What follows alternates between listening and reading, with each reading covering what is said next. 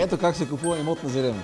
Отиваме в офиса на брокерска агенция, която предлага тези имоти на зелено. Гледаме ги на проект, избираш се етаж, казват ти опциите за плащане 10, 20, 30% на кота 0, 14, 15 и така нататък.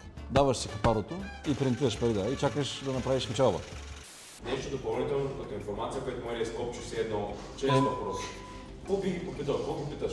Първо мога да питам, може да им покажете предишни ваши проекти, да видя къде сте строяли, дали сте строяли, дали това е първият проект. Това е много важно, защото ако е първия, шансът е 50-50.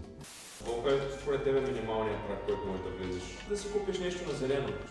Между зелено и готов проект трябва да има поне разлика около 30-40% от сумата. Примерно, да кажем, ако е 1100 евро на зелено, значи на АК-16 средната сума в момента ще е около 1600-1700.